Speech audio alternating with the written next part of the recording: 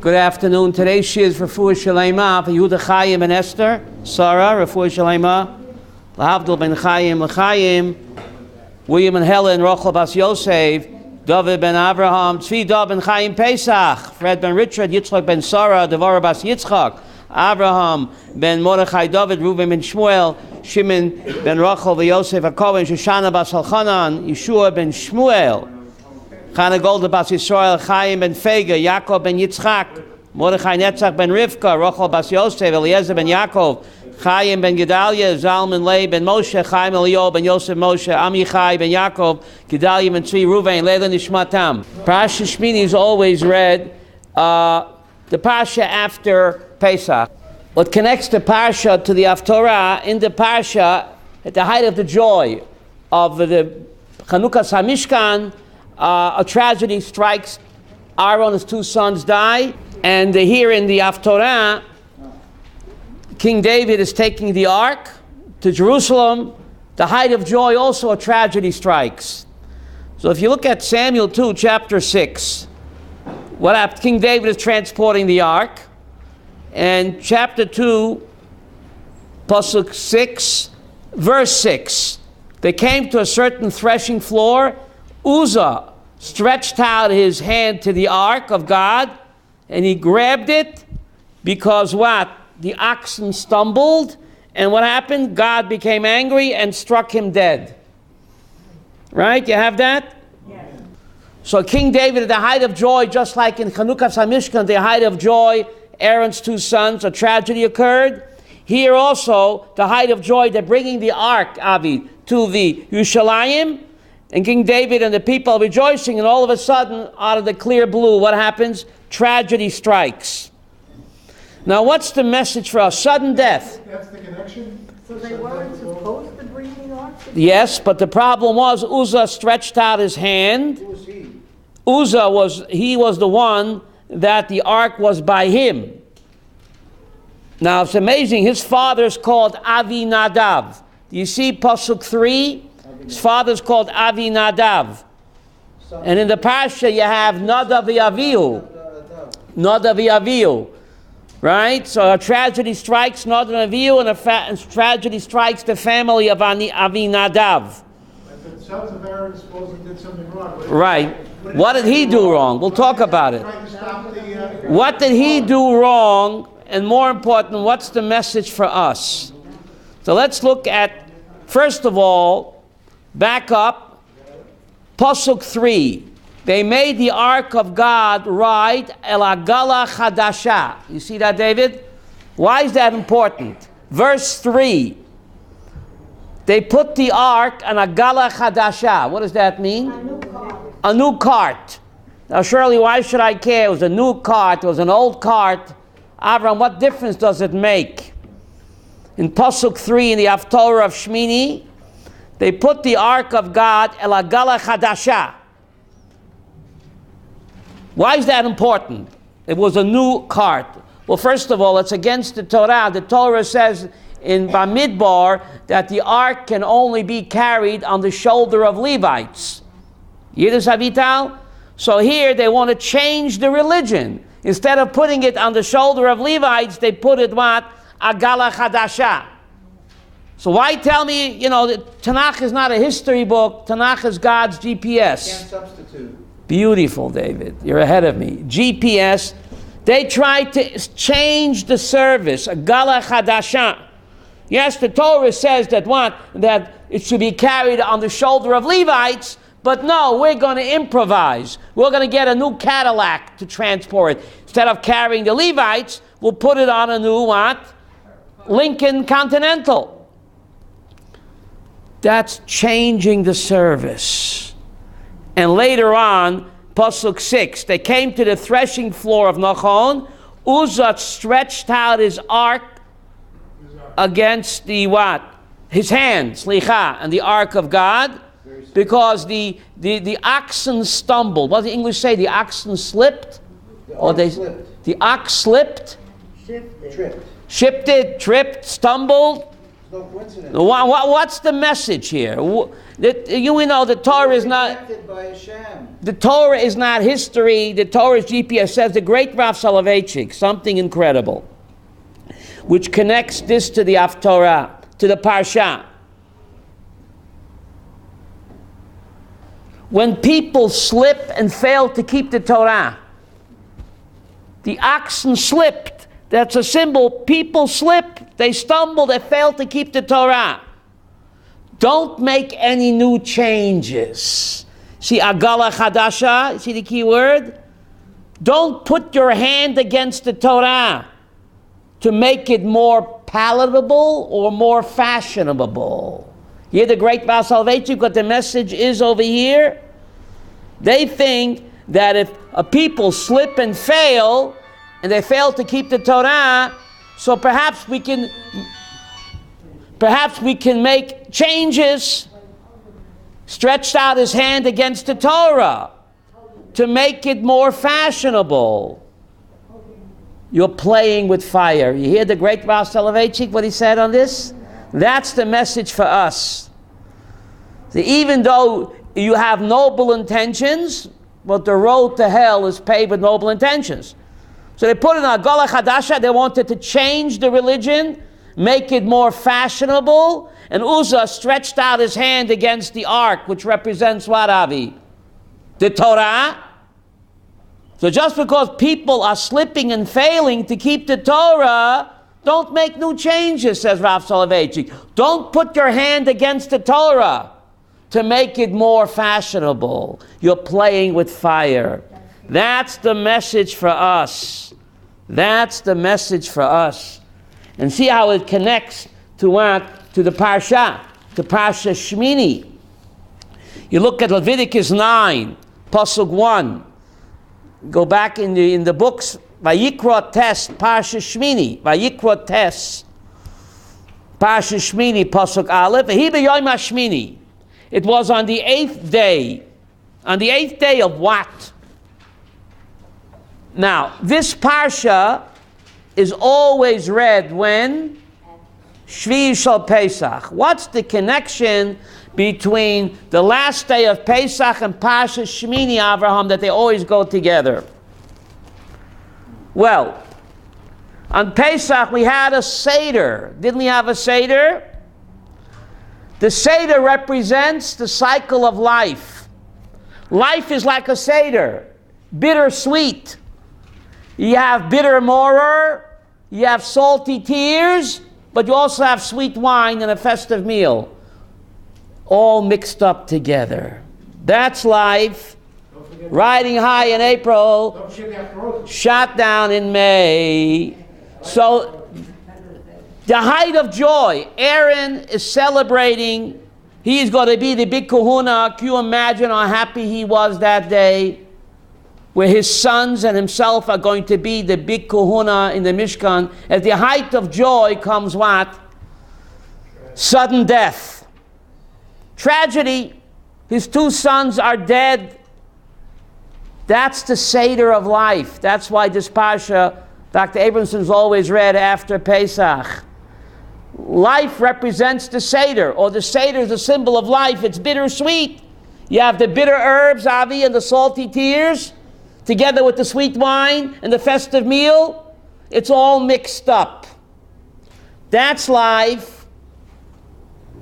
Life is like a roller coaster. Wow, what a message. Riding high and then shot down. What's the message? Don't get too cozy in this world. You hear the message? Yeah. Don't get too attached to this world. Don't get too cozy in this world, because in this world we're only passing through. So at the height of joy, Layalenu, tragedy strikes. It's a wake-up call. Don't get too attached to this world, Avi. We're not here that long. We're only passing through. And therefore we did something strange on the last day of Pesach. We said Yizkor. Pesach, all the Chagim, you're supposed to be happy. Why put a downer, Mickey? And all the Chagim is B'samachta b'chagecha. What do you read Yizkor for? remembering the dead. Again, for the same reason you break a glass under the chuppah. At the height of joy, you remember that no matter how joyous the moment is, it cannot last. That's the message of this world. Take advantage of the moments of joy, but you have to realize that mixed with joy also comes nebuch, sad, tragic moments. So therefore, every Chag we say what? Yizkor. Powerful message. Powerful message of the Parshat and the Haftorah. Joy and tragedy mixed together. And 2 weeks from now we have Yom HaZikaron and Yom HaTzmaut. Next, Yom HaZikaron, we remember the tragedy of the fallen soldiers, right? We're sad. And that night we celebrate what? Yom HaTzmaut. That's life. Joy and tragedy mixed together. This is the message of the seder, the message of Parshat Shemini. You got to take the good together with the bad. It's two sides of the same coin. Yeah. Everybody wants the good. We got to take it together. Hiba Yom HaShmini, Leviticus 9, Pasuk 1. It was on the 8th day of what? The 8th day, 8 days a week. Vayikra Tes, Pasuk Aleph Shmini, the 8th day of what? No, not the 8th day. Pesach is only 7 days. Don't mix me up. This Parsha is always read after Pesach. Was the 8th day of what? 8th day of the Meluyim. Before they inaugurated, before Aaron and his sons took over the job in the Mishkan, there was 7 days of what? Inauguration. Well, Moshe Rabbeinu did what? The Avodah. He put it up and took down the Mishkan. 8th day of the consecration. The Mishkan was inaugurated during 8 days before Aaron and his sons actually became what? Priests in the Mishkan. So, before the first day opened for business, but 8 days before that there was inauguration. So what's the message? That the preparation of the 7 days is part of the opening day. Just as important. Without the preparation, you could have no Mishkan and no Pesach. What a powerful message. 7 days you had the preparation, the inauguration. On the 8th day was opening day, open for business. But the Torah gives what? Credit and chashivut to the 7 days before. That the 7 days of preparation is part of the opening day. It's just as important. So the 7 days is like spring training. Spring training. Without the preparation, there's no Mishkan, there's no Pesach. So what's the message, Masha? All the hard work that we did for Pesach is not wasted. The preparation for a mitzvah, Avi, becomes part of the mitzvah. We're not learning ancient history over here, Avital. GPS, God's personal system. The preparation for a mitzvah is part of the mitzvah. Without the preparation, there could be no Pesach. Without the preparation, there could be no Mishkan. So all of the hard work and toil and the training and the preparation, Avi, that's part of the mitzvah. That's the message over here.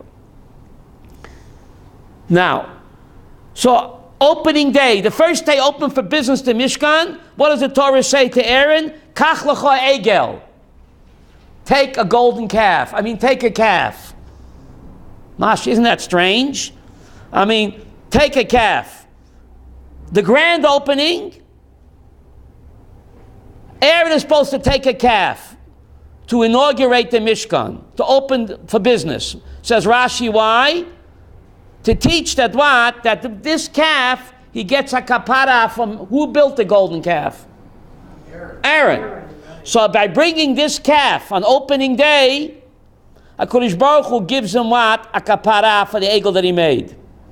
Isn't that strange? Why rub it in? Aaron made the golden calf. Right? He feels terrible about it. On opening day, you're going to pour salt on the wound. Oh, Aaron, you're going to bring a calf?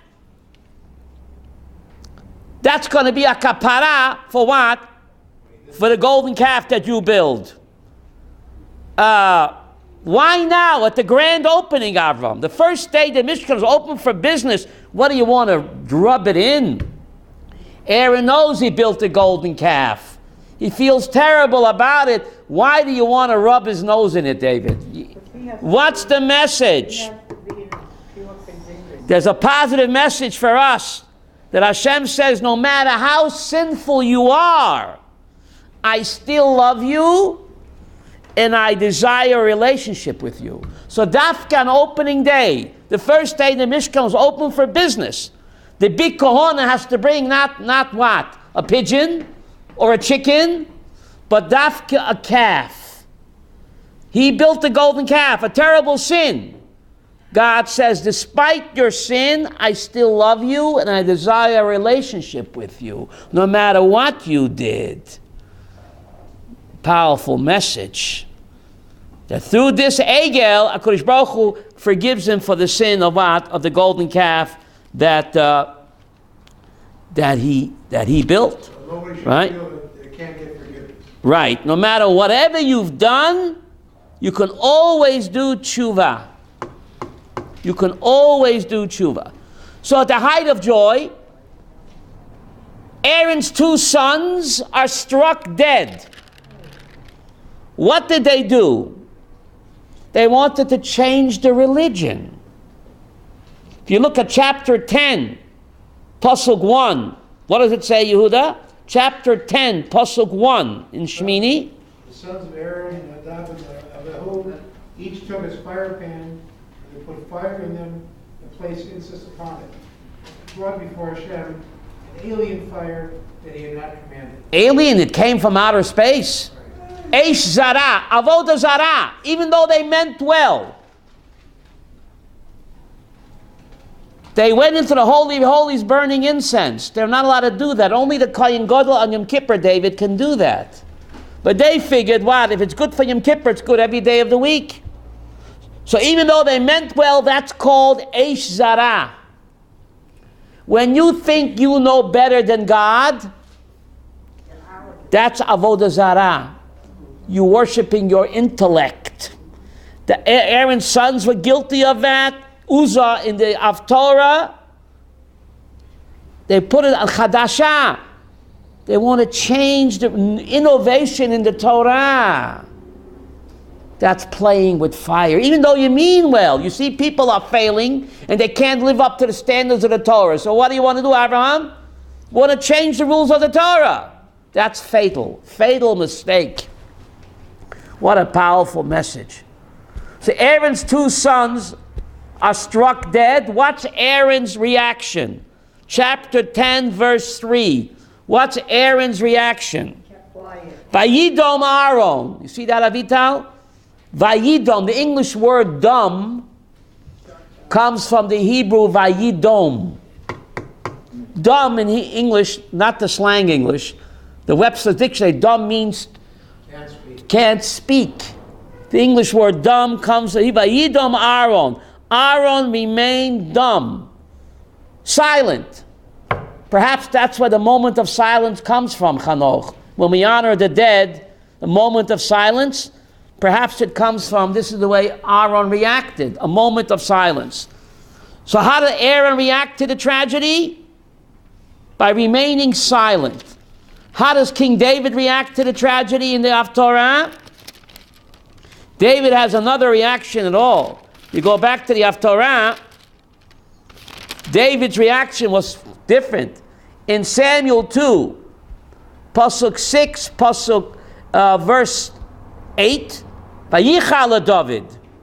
David becomes angry that God struck Uzzah. Who does King David become angry with? Chano, who does he become angry with? With God. 2 people, 2 great people, how did they react to tragedy? Aaron remained silent, passive. The Navi testifies that King David was angry.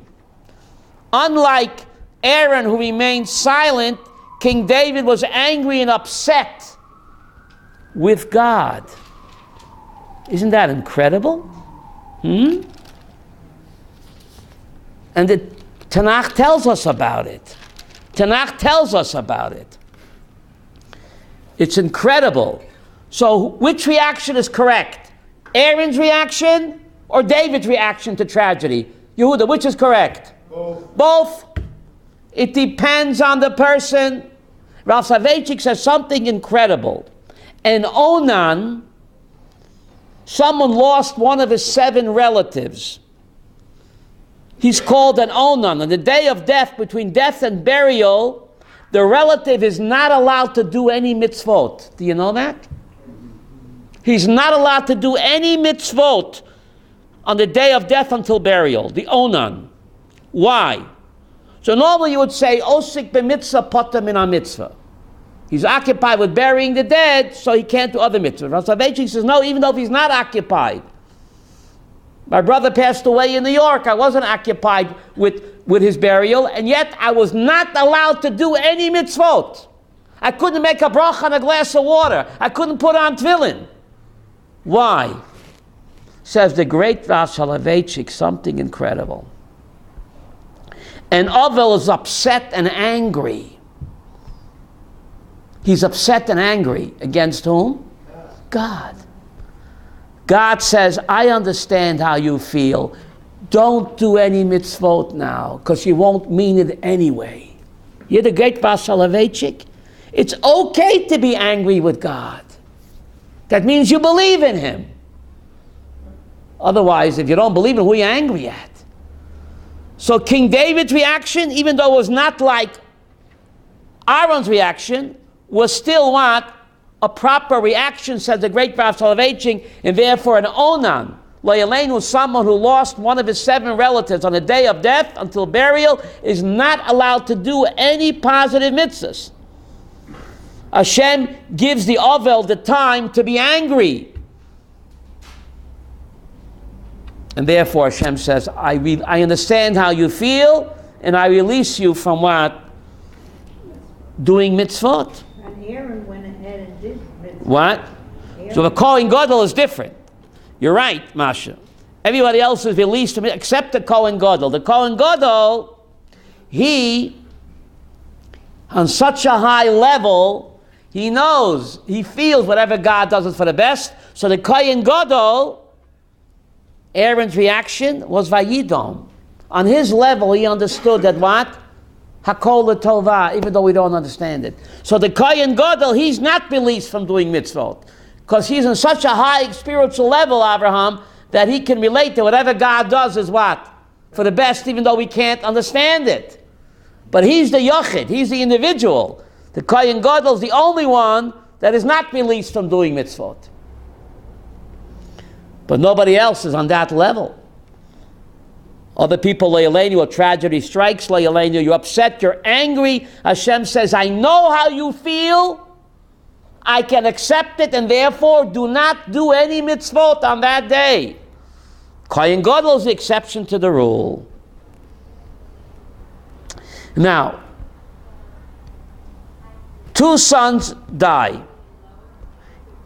Take a look, it says, Vayikra 10, Pasuk 12, Moses spoke to the sons of Aaron, Elazar Shama Bonav HaNeitorim, the sons that survived.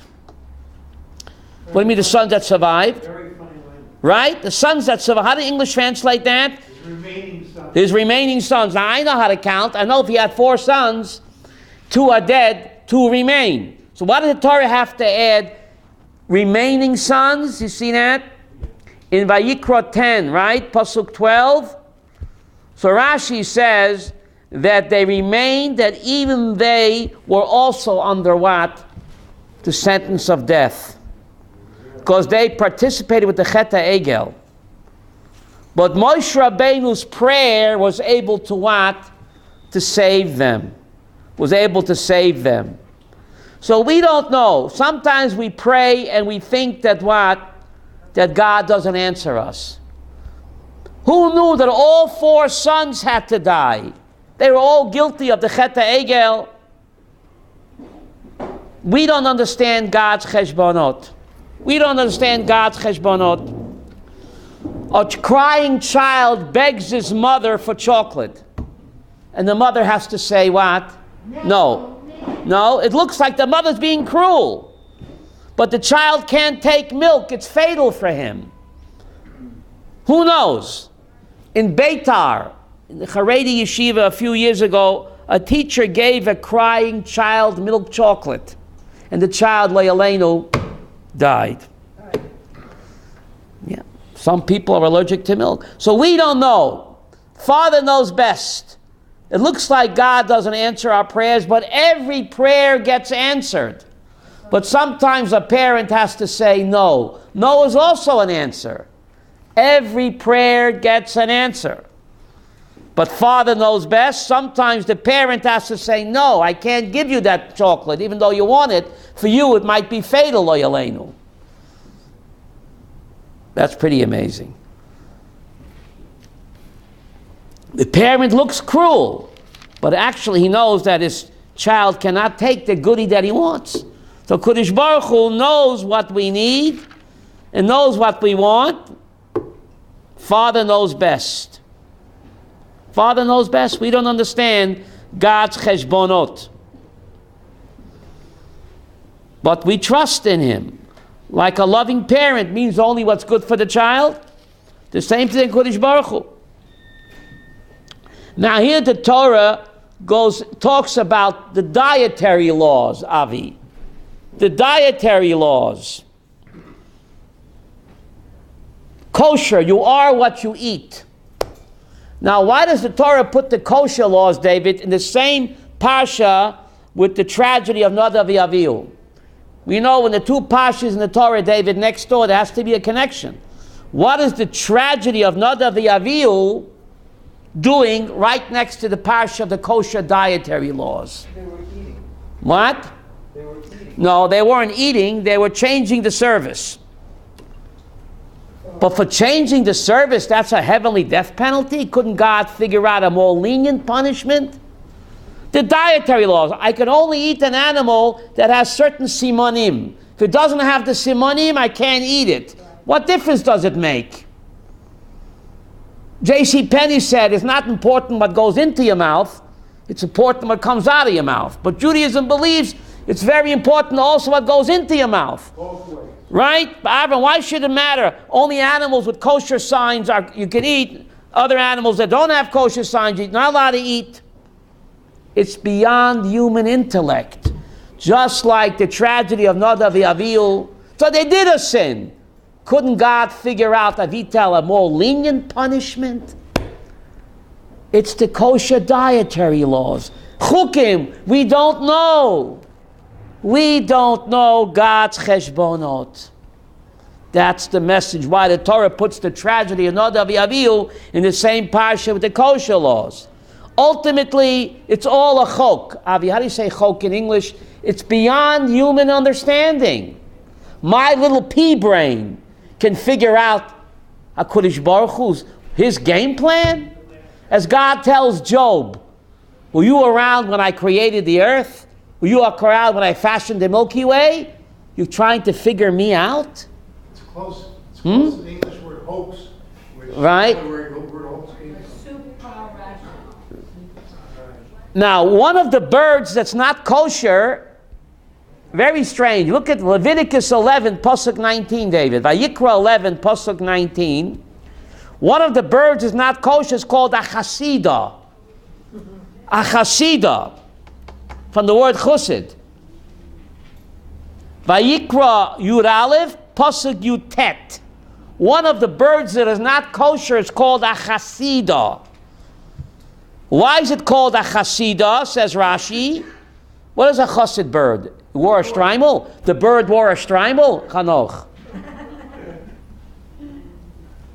What kind of bird is a chassid? Says Rashi, why is it called a chasida? It does acts of kindness with her peers. It shares her food with her peers. Therefore the bird is called what? A chasida. She'oiseh chasidut im chavroteo b'mazonot. It does acts of kindness with its own kind by sharing its food. So therefore it's called a chassid bird. So why is it treif? It's such a kind bird. It shares its food with its peers, with its own kind. Why is the bird non-kosher? Says the great Rav Soloveitchik, if you do chesed only with your own kind, you don't care about other Jews, that's treifa. You only think about your only clique, your inner circle. He doesn't wear the right kippah. He wears the wrong kippah or no kippah at all. Him, you don't do chesed just for your own kind. That's treifa. And the great Rav Soloveitchik, I wouldn't repeat this unless I heard it from him, said this in the name of his grandfather, Chaim Soloveitchik. Please hear me well. Bavusta Maisa. Kol Nidre night. I'm repeating this from I heard it from Rav Soloveitchik, and he heard it from his grandfather. Kol Nidre night. Rav Chaim Soloveitchik goes to the Bima, Kol Nidre night, the holiest night of the year. He says, we're not going to daven Kol Nidre. Everybody has to go home and bring me any money that you can spare or any jewelry you can spare, Yom Kippur night, and bring it to me here in the shul. What happened? A Jewish communist was arrested that afternoon. And he's going to be murdered in the Lubyanka prison. But the guards were notorious for taking bribes. So if they brought him enough money, they could buy him out. This is a Jewish communist. You know what the Jewish communists were in those days?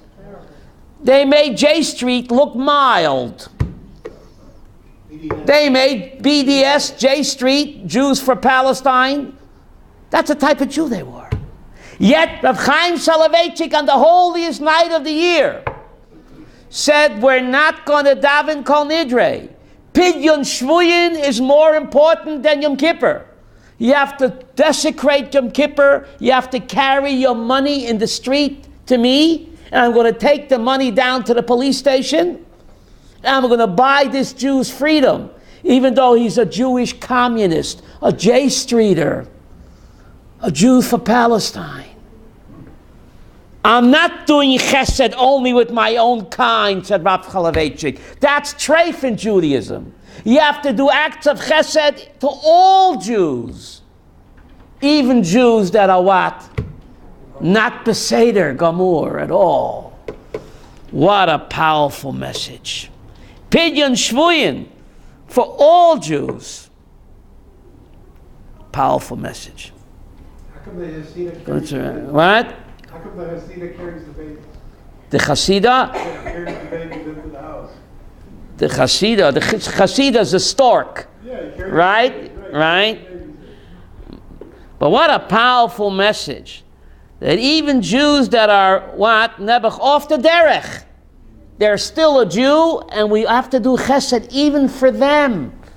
Even if it means breaking what? Yom Kippur. Tell you another story. The Balatanya. This story was told by the Lubavitcher Rebbe on the day he became Rebbe, Reb Chanoch. February 1950, when the Lubavitcher Rebbe succeeded his father-in-law, the opening sicha. I was born in February 1950. I don't remember, but I read it in a book. The book, The Rebbe. His opening sicha was as follows. It was Yom Kippur, Yiddish? Yom Kippur night. Yom Kippur night. The Balatanya is not in shul. They're waiting and the rabbi doesn't show up. The holy Balatanya. This is the Lubavitcher Rebbe's opening sikh when he became Rebbe. Yiddish, Avram. They're waiting. The hours they're waiting. Finally, he comes 11 o'clock at night, asking, Rebbe, where were you? Kol Nidre night. You know what he said? There's an unmarried girl in the town. She had a child with a goy out of wedlock. She had a lover, a goy.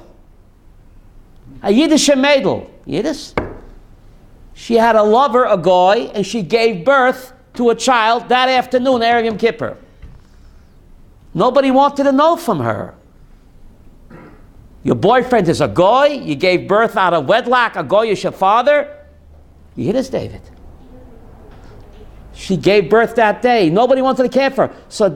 So she's either, she's going to starve to death. She's laying in bed, and the baby's just born. So that afternoon, the Baal HaTanya went to her.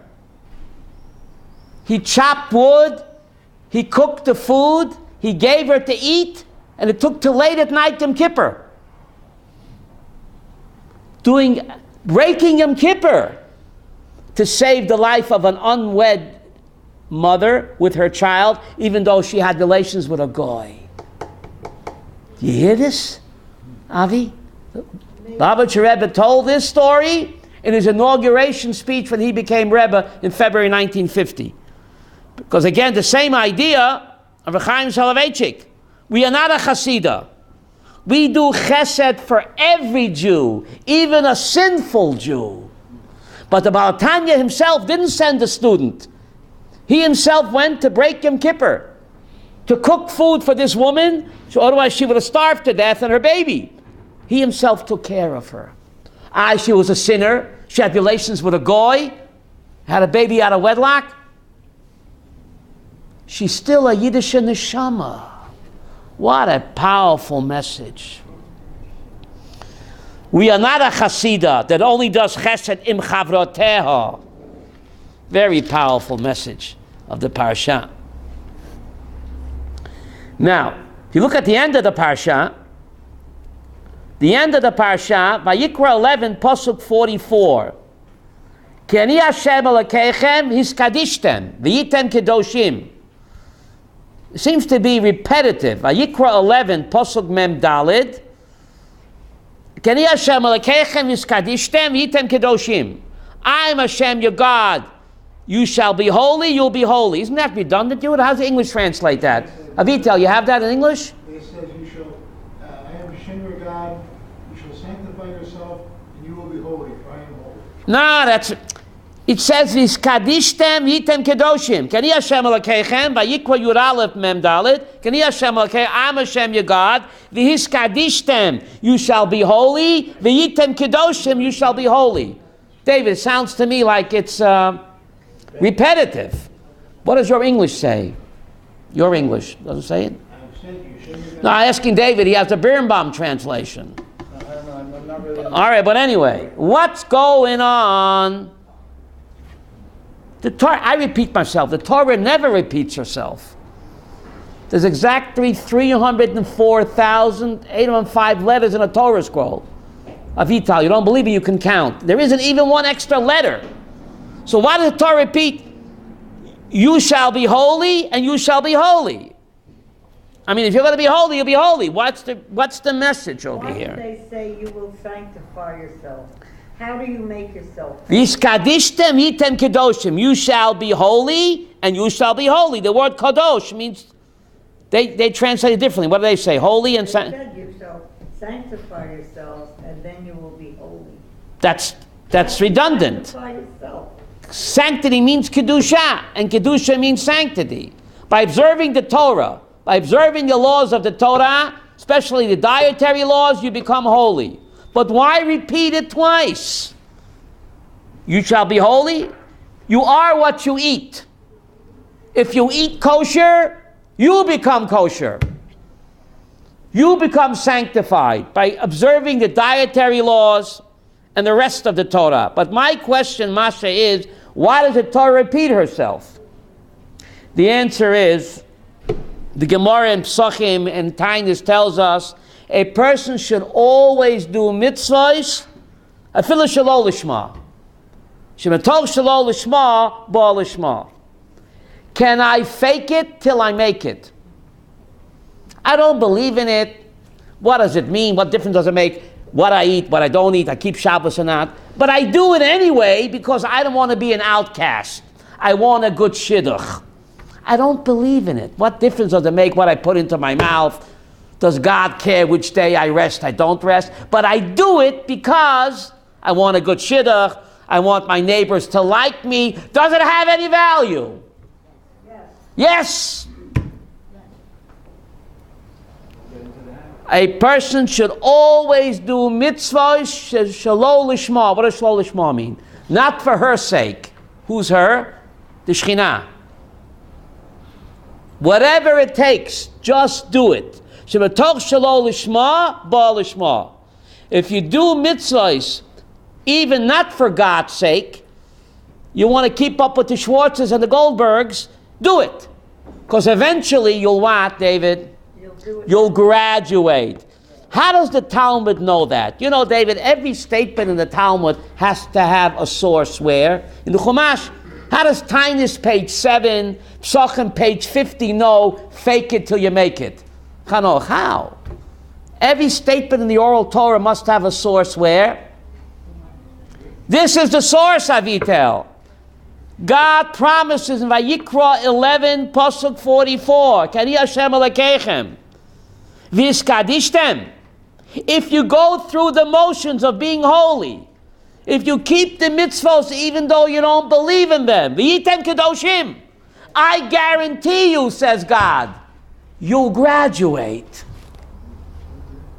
You fake it till you make it. God gives us a guarantee. Shematoch shelo lishma, ba lishma. How do you say that in English? Shematoch shelo lishma, ba lishma. Do it. Nike. Remember Nike? Just do it. God says, Kani Hashem Elokeichem. Hashem your God is kadishtem. If you go through the motions, you're faking it to be holy. You're observing the mitzvahs of the Torah even though you don't believe in it. V'yitem kedoshim. God says, I guarantee that in the end, you will become sanctified. It will change you. You will graduate. But the name of the game is what? Just do it. Doesn't matter what. Just do it. Fake it till you make it. Is that incredible? Even though your heart's not in it, but God gives me an ironclad guarantee in Pasuk 44, Abraham. V'yitem kedoshim. In the end, it will change you. You will do it for the right reasons. You'll moving on up, Abraham, onwards and upwards. You'll graduate, and you will become a better holy person, despite what you started out in the beginning. Just do it. Isn't that incredible? Now, fasten your seatbelts for this. The Torah says, do not defile yourself by eating non-kosher. If a person eats non-kosher, Avi, he gets spiritual cholesterol. If you eat unhealthy foods, you get physical cholesterol. But by eating non-kosher, a Jew gets spiritual cholesterol. He clogs up his spiritual arteries. You hear this? Now look at the maftir. The maftir. Vayikra 11, Pasuk 45. Am Hashem hamala etchem eretz Mitzrayim. Am Hashem who elevates you from the land of Egypt. Says Rashi, it never says this language. It always says, Am Hashem your God, hoitzeiti eschem, who took you out of Egypt. Ma nishtana, Avi. Only by the kosher laws, it doesn't say, hoitzeiti eschem, it says, hamala etchem. What does that mean? Moving up. Ma nishtana, Yiddish Yehuda. You think you finished with the ma nishtana? It always says, Am Hashem your God who took you out of Egypt. Only when it comes to the kosher dietary laws, it doesn't say it took you out, it says Amala Eschem. Says Rashi something incredible. You are what you eat. If the only mitzvah we would have gotten when God took us out of Egypt was the kosher laws, that would have been enough to take us out of Egypt. There's something about the kosher laws which are different. Somehow, eating kosher elevates the soul, and eating non-kosher lo yaleinu defiles the soul, because you are what you eat. What's the tikkun for somebody that been eating non-kosher for a long time. Tshuva, 4 steps of tshuva. So just to do tshuva and then all. What tshuva is not so easy, David. Aziva sachet, physically abandon the sin. Charata and busha, great shame and regret for eating that cheeseburger. Vidui bepeh, oral confession of the sin. In Kabbalah lahaba, and you make a commitment never to do that sin again. So if you do those 4 steps, God will erase the sin like it never happened. Erase that tape. Let's go to the videotape and erase it. The awesome power of tshuva. You can erase all of your sins. And if you do tshuva mehava, not only can you erase the sin, Chanoch, but you turn the sin into what? A mitzvah. That's really wild. Who loves you, baby? How much God loves you. But anyway, let's get back over here. King David, many people are very careful what they put into their mouth. Right? They take a magnifying glass, Chanoch, and they check the lettuce. No buggies there, right? They're very careful, right? They take a magnifying glass and they look at the romaine lettuce not to eat any buggies. Are they just as careful what comes out of their mouth? They're careful what they put into their mouth, but I hope they're just as careful what comes out of their mouth. Please hear me well. Therefore, King David says in Psalm 22, V'anochi talat. King David in Psalm 22 says, I am a worm. King David, why are you calling yourself a worm? Avi, King David, Psalm 22, V'anochi talat, I'm a worm.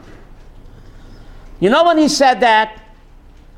After Shaul HaMelech and Doeg Adomi, how they slandered him, how they were moitzi shemra on him. Doeg Adomi, Avram was the chief of the Sanhedrin, and Shaul Melech was the Haredi king of Israel. Yet they slandered King David. King David said to them, you hypocrites, make believe I'm a talat. King David said to Doeg Adomi, you wouldn't swallow a worm, would you? But why are you swallowing me alive? Yeah? You wouldn't eat a talat. Doeg, the chief of the Sanhedrin, and Shaul HaMelech, Haredi rabbis. You wouldn't eat a talat, would you?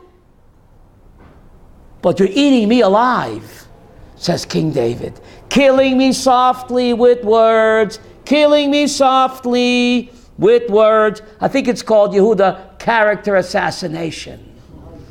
Now we know why King David called himself a worm in Psalm 22. When he was being slandered in the Jewish press by Doeg and King David. Make believe I'm a worm. If I'm a worm, Masha, you wouldn't eat me. But you're eating me alive. You're swallowing me alive. With your Lashon Hara. Worse than eating a worm. You know Lashon Hara is worse than eating a worm? You didn't know that. So that's the message. It's important to make sure what goes into your mouth, but it's just as important to make sure what, Abraham? What comes out of your mouth. And therefore King David called himself a worm. Right? You wouldn't eat a worm, but why are you eating me alive? With your Lashon Hara. Very interesting. Now, the end of the Parsha, V'yitem Kedoshim. The end of the Parsha says, you shall be holy, ki kodesh ani. So, one way to be holy is to what? Observe the dietary laws, the kosher laws. Because the kosher diet not just elevates the soul, Yehuda, it also elevates the guf. All other mitzvahs only elevate what? The neshama. The kosher dietary laws elevate not just the neshama, but they also elevate the guf. Is that what it says would elevate you from land of Egypt? Beautiful, Yehuda. Glad you're listening. Amal eschem. Avram, you're lying. I'm moving up. Only by the kosher laws it says, I elevate you from the land of Egypt. Because the kosher laws do not, like the other mitzvahs, elevate the neshama only. It also elevates the neshama and the guf as well. I think it's called the tufer in English, David. Now, the first mitzvah given to a human being was what? A dietary law. Don't eat that tree. Abraham, the first mitzvah given to a human being was a dietary laws. That tree is treifa for you. Because the Torah teaches you are what you eat. That's just incredible. Now, a non-Jew has no problem eating non-kosher. Keep the 7, go to heaven. But for the Jewish soul, to eat non-kosher does terrible spiritual cholesterol damage. A non-Jew doesn't damage him. What's the analogy of eating in the physical world? Certain people can eat all the pastrami they want, and they won't get high cholesterol. And other people eat a little bit of pastrami, and they get. So if that's true in the physical world, it's certainly true in the spiritual world. For a Jewish person to eat non-kosher will give him terrible spiritual cholesterol. It'll clog up his spiritual arteries. A non-Jew, it won't affect him. And you see that in the world of medicine and science, right? Many people can eat all the schmaltz herring they want, and the blood pressure will not go up. And one person eats a little piece of schmaltz herring, and his blood pressure goes through the roof. It's incredible. Whatever's true in the physical world is certainly true what? The spiritual world. You see, mamish, the connection. It's unbelievable. V'yitem kedoshim, you shall be holy. Now we know that at the end of a parsha, Yehuda has to connect with what? With a new parsha.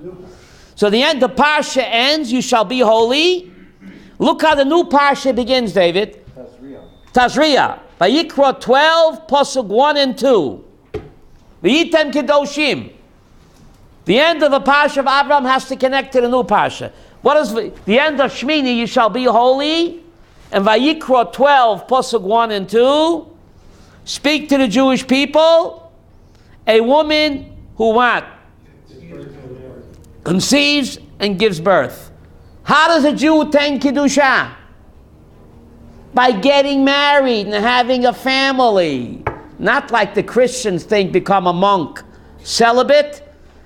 The Jewish is just the opposite. Yitem Kedoshim. How does a Jew attain Kedusha? By getting married and raising a Jewish family. That's the way to attain Kedusha. Therefore, it's the first mitzvah in the Torah. Therefore, it's the first mitzvah in the Torah. So you didn't talk about Kedusha or marriage. Kedusha means marriage. Kiddushin means marriage. That's why the act of getting married is called Kiddushin. V'yitem Kedoshim. A Jew attains Kedusha many ways.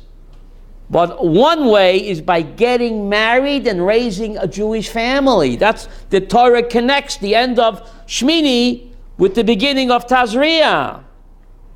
The first mitzvah in the Torah. That's the way a Jew attains Kedusha. The opposite of what the Christians think. Right? Totally opposite. The mindset is totally... But the Jewish way is to sanctify every aspect of life. We don't put God in a box, Abraham. We sanctify everything in life. Even the most mundane secular act can be sanctified and elevated. Moving on up. That's the tafkid of a Jew. Sunday at 2 o'clock we have a shiur on animal rights in Judaism. Sunday at 2, right here, animal rights in Judaism. Thank you. Shabbat Shalom.